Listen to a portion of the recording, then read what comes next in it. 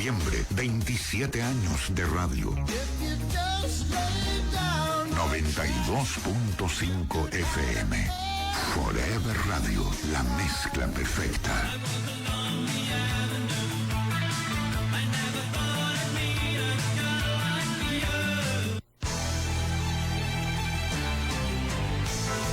Ocho de la mañana, 45 minutos. Qué pena, parecería que no tenemos todavía contacto con el ministro. Pero bueno, hacemos acopio, Luisa María y Carlos Alberto, de todas estas inquietudes para el momento en que tengamos oportunidad de conversarla como acostumbramos a hacerlo. Parece que ya se está agregando Pablo Arosemena. Vamos a hacer un poquito más de tiempo. Pero es tan interesante que él nos converse ahora que está en la función pública, qué experiencias ha tenido y cómo es que llega a estos cálculos. Porque también puede ser, mire, así como alguien promete y no cumple. En este caso, alguien que pueda decir, yo estoy haciendo una buena administración financiera de los recursos del Estado, y nos ilusionemos, y qué pasa si en el camino, salvo alguna, qué sé yo, alguna necesidad emergente, ¿no? Muy imponderable, bueno, ahí sí hay que entenderlo.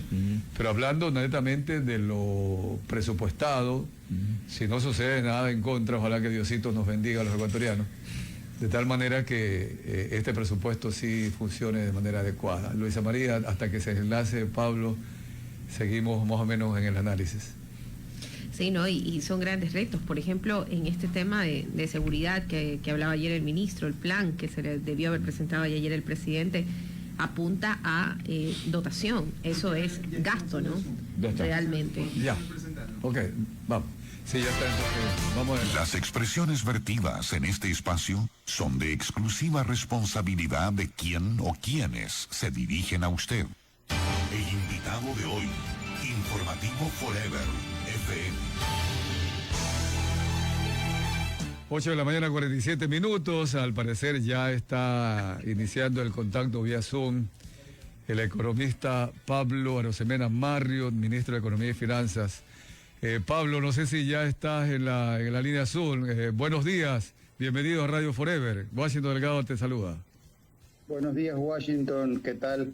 Un saludo cordial para ti, para toda la cabina y todos los seguidores y radioescuchas de Radio Forever. Bien, vamos a hacer un análisis de la proforma del año 2023 y ya hemos anticipado un poquito aquí antes del contacto vía Zoom.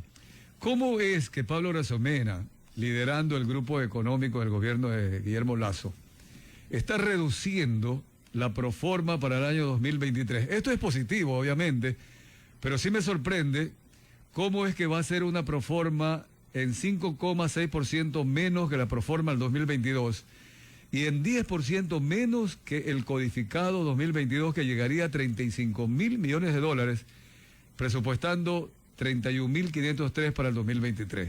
Pablo. Sí, la esencia de la proforma 2023 es menos déficit fiscal, mayor inversión social. Ese es el corazón de la proforma y esa es la estrategia que nosotros tenemos adelante por disposición del presidente de la República. Hemos estado este año con esta estrategia del orden fiscal, el enfoque social, y el próximo año, el 23, seguimos con esa estrategia aún mejorada. ¿Qué quiere decir menos déficit fiscal? Significa que la diferencia entre ingresos y gastos la vamos achicando. Recordemos que hace un par de años el hueco fiscal era un cráter, digamos, eran más de 7 puntos del Producto Interno Bruto, y eso fue producto del tren de la despilfarra. Durante mucho tiempo el Ecuador vivió y sufrió. Nosotros paramos a raya ese tren de despilfarra y hemos venido poco a poco, porque tampoco se lo puede hacer de golpe, cerrando el déficit fiscal, por un lado. Pero por otro lado, al mismo tiempo, en paralelo, hemos estado aumentando la inversión social. Entonces, la proforma 2023 en lo que es inversión social, y la inversión social es una definición técnica que agrega los presupuestos sectoriales de salud, educación, trabajo, vivienda y bienestar social. Bonos. Eso en el promedio anual de año anterior eran 13.000 millones de dólares. Para el 2023 esa cifra va a superar los 15.200 millones de dólares. Visto en perspectiva, Washington, eso es casi el doble de lo que se invertía en inversión social 4 o 5 años atrás. Así que hay un gran esfuerzo por hacer dos cosas difíciles de hacer por sí solas, más aún hacerlas al mismo tiempo, que es bajar el déficit fiscal, aumentar la inversión social. Ahora, para ser preciso con respecto a la pregunta, recuerda que hay que comparar peras con peras y no peras con manzanas. Lo que se debe de comparar son los presupuestos iniciales. Es un error el tratar de comparar un presupuesto codificado de un año con el inicial de otro año. Lo que corresponde y la sana técnica te dice es que tienes que comparar presupuestos iniciales con iniciales, o lo que fuera lo mismo, presupuestos codificados contra codificados, simplemente para tener una comparación de que sea de peras con peras y no de peras con manzanas.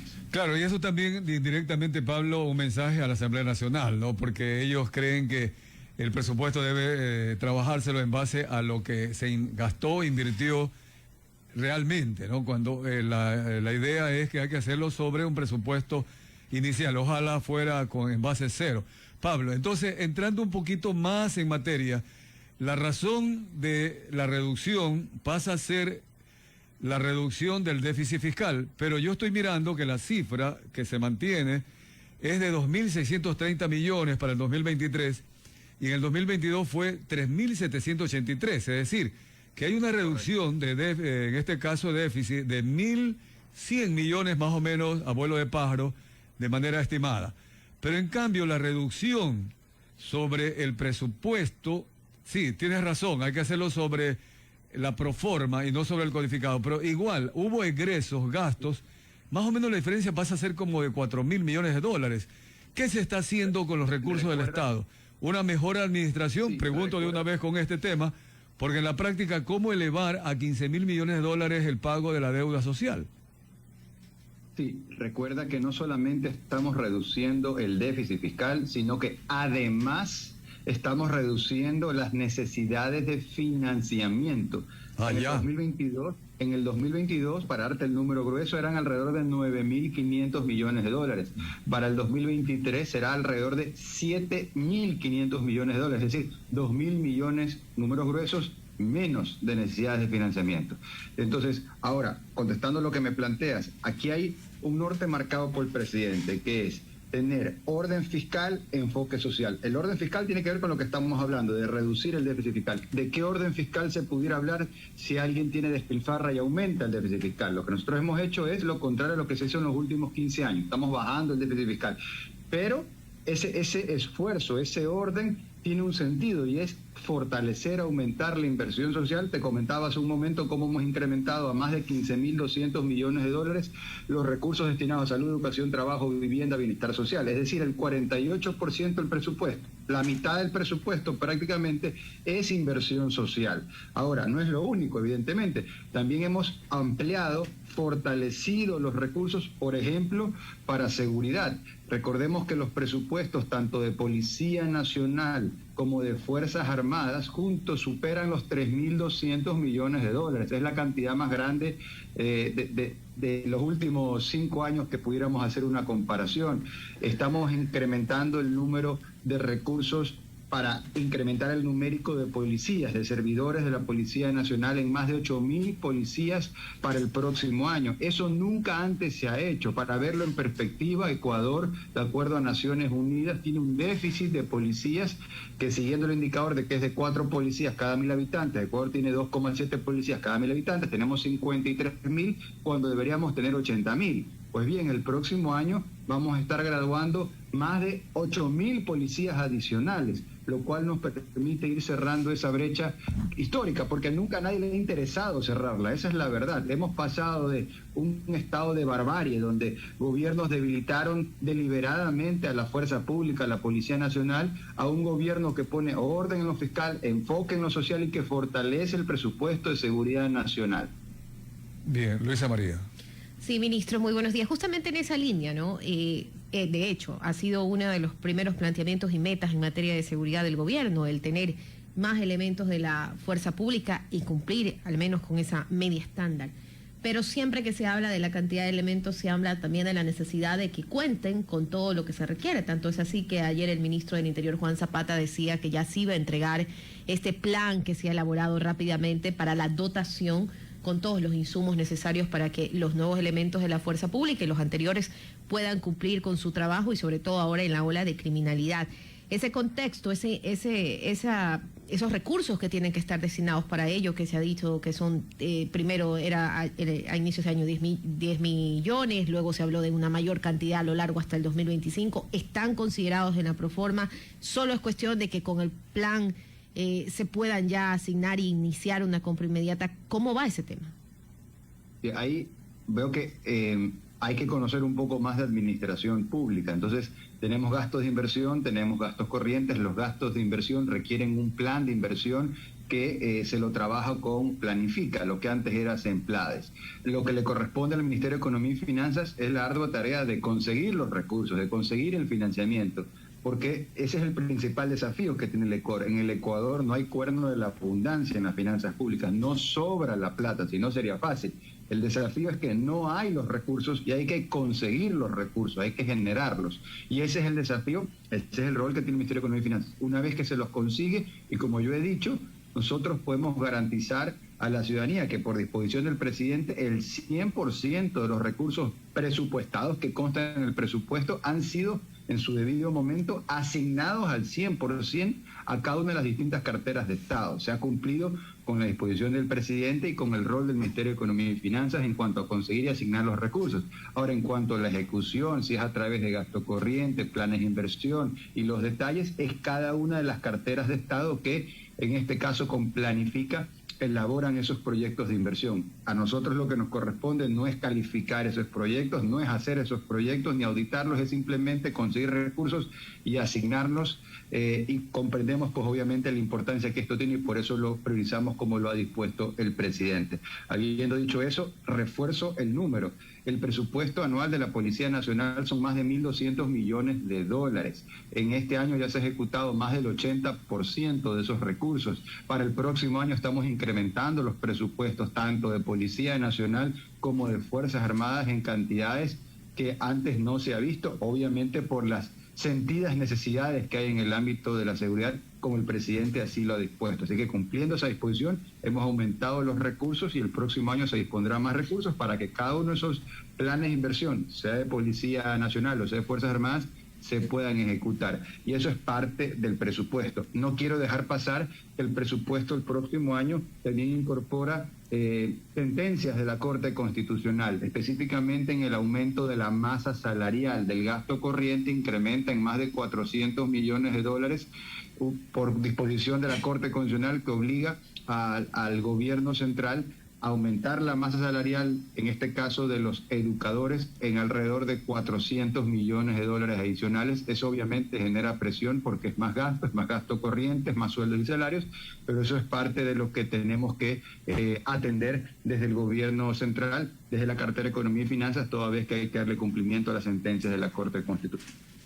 Sí, se lo consultaba porque ya han habido en ocasiones anteriores, con comandancias anteriores de la policía, con ministros anteriores también del Interior, que en su momento hablaron de que los recursos no habían sido asignados por el Ministerio de Finanzas para compras que tenían que hacer en estos sentidos de dotación. Pasa exactamente lo mismo cuando hablamos de salud, cuando las clínicas privadas salen a las calles y también dicen que está la auditoría hecha, que está todo, pero que el Ministerio de Economía y Finanzas, porque lo dicen textualmente, no lo ha asignado.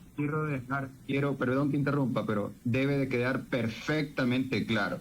El Ministerio de Economía y Finanzas, por disposición del presidente, ha asignado el 100% de los presupuestos a cada una de las carteras de Estado, y no ahora, en su debido momento, meses atrás. Entonces, cualquier persona que diga eso no es correcto. Y te cuento como anécdota, hace 2 o 3 meses, todas las semanas tratamos de estar al menos un día en territorio por disposición del presidente, un poco para constatar cómo los recursos se asignan, se distribuyen, se ejecutan en cada una de las carteras de Estado. Y estando en el sector Las Brisas, en Machala, en un subcentro de salud, yo personalmente, viendo que ese subcentro de salud está al 98%, pregunté cuándo lo entregaba, o sea, cuándo se inauguraba, porque de acuerdo a cronograma faltaban pocas semanas y me hablaron de meses. Al preguntar por qué, me decían de que faltaba que les asignen los recursos.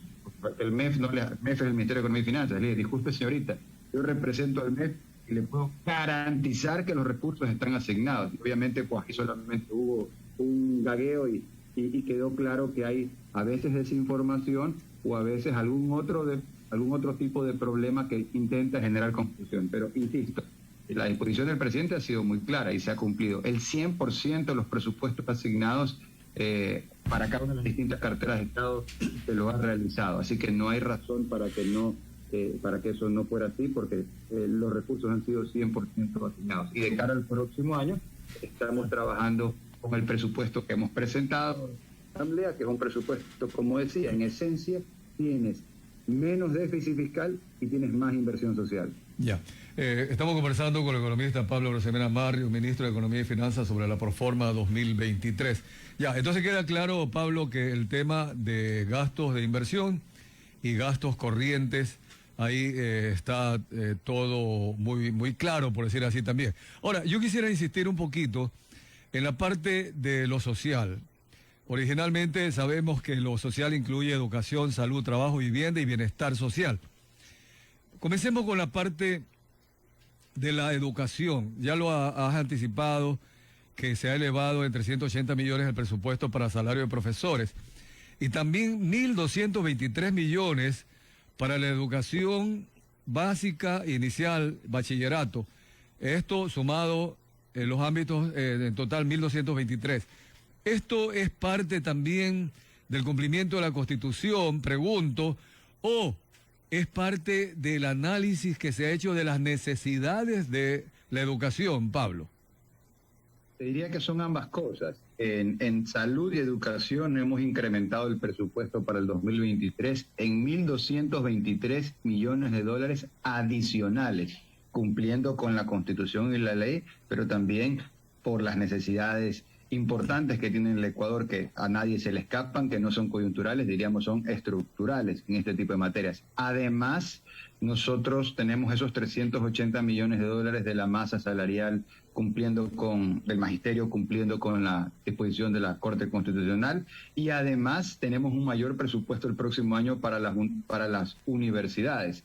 El FONPEDEUPO, que es un fondo para las universidades, se incrementa en 200 millones de dólares más para el próximo año. Entonces, son más recursos que estamos poniendo al servicio de la ciudadanía, en este caso en los rubros que estamos hablando, salud, educación, no solamente la educación inicial, básica y bachillerato, sino también hablando de educación, tecnologías y educación superior. Claro, es decir, que en total más o menos sería algo así como 1.800 millones de dólares, incluyendo el incremento de salario a los profesores y a las universidades. Ahora, esto es un tema que nace, en el caso de la educación, por el PIB, es decir, por la orden constitucional. Pero las necesidades realmente, ustedes han hecho el inventario, porque en algún momento hemos conversado con Pablo Arosemena cuando era presidente también de las cámaras de producción. Si es que se hace el presupuesto base cero, ¿las necesidades educativas serían mayores a lo que se está presupuestando realmente? Ya, recordemos que por primera vez en la historia tenemos nosotros iniciado un proceso de presupuesto base cero. Eso nunca antes se lo ha hecho. Para la gente que nos está escuchando y que no está familiarizada con el tema, simplemente es una técnica de presupuestación donde tú, en vez de asumir un crecimiento inercial de los gastos, por decir, en el 2022 alguien gastó 1.000, entonces en el 2023, dígame, 1.000 más cuánto adicional va a gastar. En vez de hacerlo así, que es como se lo ha hecho toda la vida, en base cero tú dices, en este año gastaste 1.000, perfecto, pero el próximo año tu presupuesto es 0. Justifícame línea por línea cómo llegas a 1.000, si acaso, o superas o te quedas por debajo de eso, ¿no? Eso, digamos, en sencillo, ¿no? Ahora, ¿cuál es la dificultad con eso? Hay varias, pero digamos que el presupuesto base cero te dice que el presupuesto correcto no es 1.000, sino 500 en el ejemplo que estamos dando. Pero recordemos que los presupuestos son, en estos rubros que estamos conversando, son prácticamente de forma entera gasto corriente, es decir, sueldos y salarios. Eso implicaría que vas a tener que liquidar, pero más allá de las dificultades de diverso tipo, está la dificultad económica de con qué recursos harías esa hipotética liquidación. Entonces, esto hay que hacerlo con mucha técnica y de manera correcta, y es un proceso en marcha que estamos llevando adelante. Exactamente, ahora, y a eso me refiero también cuando el presidente creó la Secretaría Anticorrupción, ¿verdad? Y está trabajando con normativas, el código de ética y demás. Ahí, sí, Pablo, ahí la pregunta es, cuando tuvimos las entrevistas y estaba gerenciando el Comité Empresarial Ecuatoriano, me decías que en los ministerios, por ejemplo, si alguien compraba un basurero, me acuerdo que fue el ejemplo clarísimo, que valía $10 en un almacén de plástico, lo pasaban por 50. ¿Se está trabajando ahora con la administración Lasso en estos aspectos? Por supuesto. Lo que yo decía es que las compras públicas del Estado no se hacen a precios de mercado, y eso es lo que hemos entrado a revisar. Y si se fijan en la proforma y van línea por línea, el rubro que corresponde a compras públicas, que es bienes y servicios, justamente ahí estamos generando eficiencias, y son esas eficiencias las que te permiten comprar a precios de mercado, generar ahorros que te permiten a su vez o poder invertir en otros rubros del área social, o poder generar ese alivio para poder reasignar recursos a otra área como seguridad, por ejemplo, que sean necesarios. Entonces, sí, justamente si uno se fija en el rubro de compras públicas, va a poder ver cómo esos números han sido pulidos y se genera eficiencia. En palabras sencillas, no se está aumentando el presupuesto de compras públicas como se lo hacía todos los años, justamente porque se apunta a comprar con eficiencia. Entonces ahí se aplicaría aquello que dice que si hay dinero cuando no hay corrupción y se puede atender las necesidades de la administración del Estado. ¿Sería esa entonces la meta ética, etcétera, y administrativa con eficiencia que se está aplicando? Y por eso también algunos rubros aparentemente, por un lado, los ingresos se los está castigando, se los está poniendo de manera conservadora, por ejemplo el precio del petróleo, pero por otro lado se está incrementando también en lo social. Todo esto es producto justamente de esa política.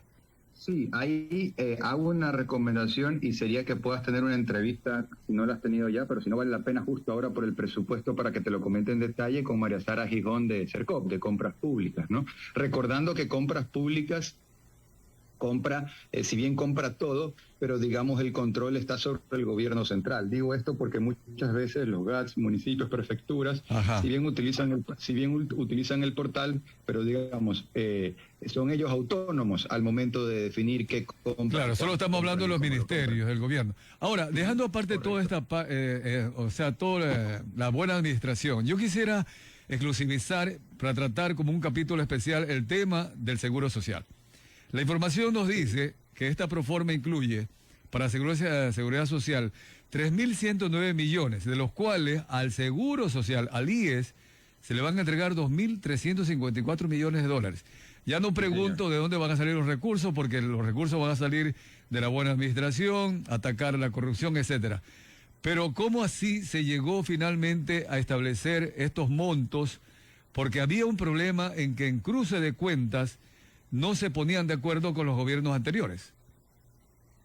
Sí, a ver, aquí hay varias cosas. Lo primero, este gobierno este año ha realizado pagos históricos de la deuda social con la seguridad social. En resumen, hemos pagado deudas que tenía el Estado con el IES del año 2011 en adelante, 300 millones de dólares. Y esto es increíble, y hay que decirlo y hay que repetirlo. ¿Cómo es posible que durante más de una década unos no hayan pagado y otros no hayan cobrado? O sea, ¿qué nivel de indolencia, qué nivel de mal manejo de los recursos sagrados, y qué mal manejo también de la seguridad social durante más de una década que no se pagó y no se cobró? Tuvo que llegar el gobierno de Guillermo Lasso para poner orden fiscal, enfoque en lo social y saldar una deuda histórica con la seguridad social. Pero ya se hizo el cruce de cuentas, Pablo.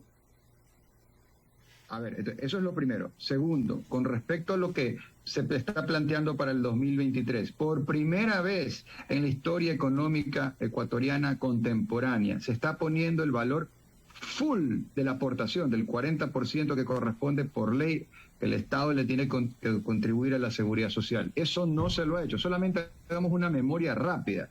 Primero, el gobierno anterior ponía todo el valor de aportación en la seguridad social. La respuesta es no. Solamente presupuestaron aquella pequeña parte que estimaban que tal vez quizás iban a poder traspasarle a la seguridad social. Foul. No pusieron el valor completo. Y el gobierno previo, el del socialismo del siglo XXI, allá por el año 2015, eliminó la contribución del Estado a la seguridad social. O sea, esto es increíble, pero hay que recordárselo a la gente. El gobierno del socialismo del siglo XXI, en el año 2015, eliminó la contribución del Estado a la seguridad social.